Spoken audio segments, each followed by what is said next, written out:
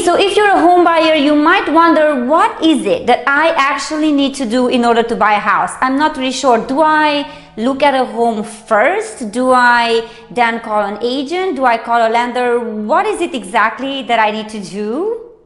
Hi guys, this is Yoana Nin with the Prosperous Agency, and in today's video I am going to tell you exactly what you need to do. So I'm going to talk to you about stages of buying. Stay tuned.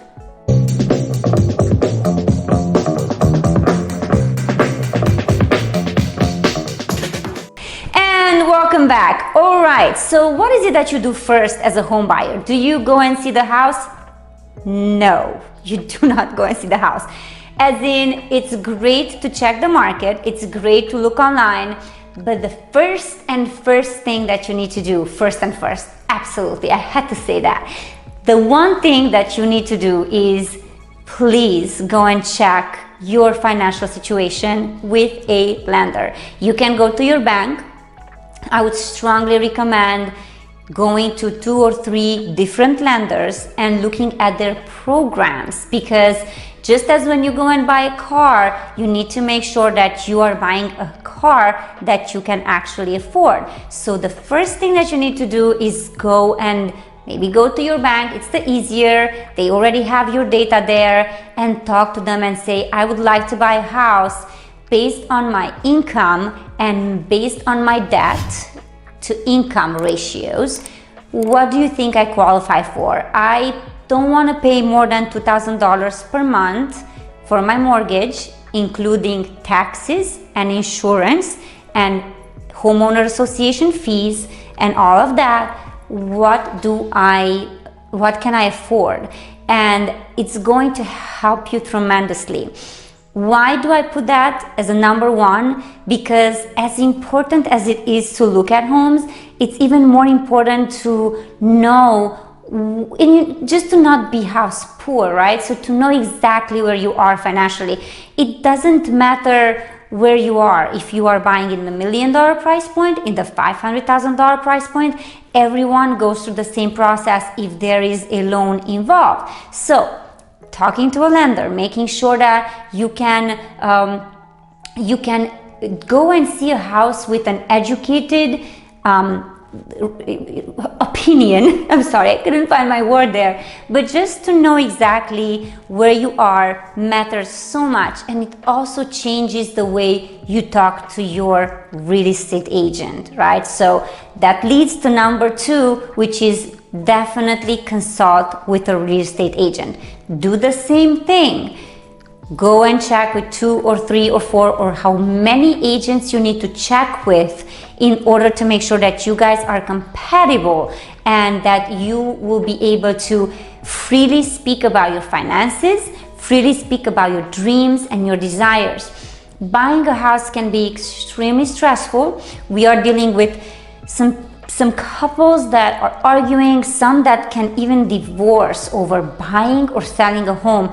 It's a huge step that a lot of people just, it's great to take it as a beautiful, positive thing. However, if you are not on the same page with your needs, with your wants, with all of those things, let's say some of them some of the husbands don't care about how old the house is, they're okay with a DIY job, and the wife says, you know what, I don't really want that. I want it to be already painted. I don't like that flooring. I don't like that kitchen. Just cannot see through those cosmetics. There can be a lot of pressure if the things that you need to focus on are not already checked, right, in your must-know things in your relationship, to know exactly how to approach this whole situation, right? So go to a lender, interview several lenders, know your finances. After you know your finances and you know how much you need to pay per month, call a realtor. The realtor can also send you some homes that you might not be able to see on Zillow. They can send you off-market homes, and be sure to remember that in North Carolina, having a real estate agent is free. So you do not actually pay. The listing agent pays, or the seller is going to have to pay the listing agent, and that fee that your agent is going to get at closing comes from the seller / the listing agent's commission, overall commission, right? So know that it is not something that you have to worry about when it comes to finances. That's number 2. Number 3, make sure you are very aware of the documents that you are signing. A lot of people just sign. Literally, they are in line at the store on DocuSign or Dotloop, and they do not read. You need to be aware of the disclosures that you're signing, the working with real estate agents brochure, the working with an agent, the agency agreement. How long is that agreement for? What does it say? Is there a termination fee in case you want to exit, you don't like your agent? There are a lot of details that you need to be aware of, and it's mind-blowing to me how a lot of people don't really read such a very important document as a buyer agency agreement or a listing agreement, right? So that is number 3. Make sure you know what you're signing, you understand your rights, you understand how long is the document for, and what is your agent going to need, right? If it's 6 months, if it's 3 months, and so on. Number 5, make sure as a home buyer that you understand the steps involved and how much money are you going to have to bring to closing. Okay, so this is a stage that you need to be very aware of, as in, how much money do I have to put down initially when I go under contract?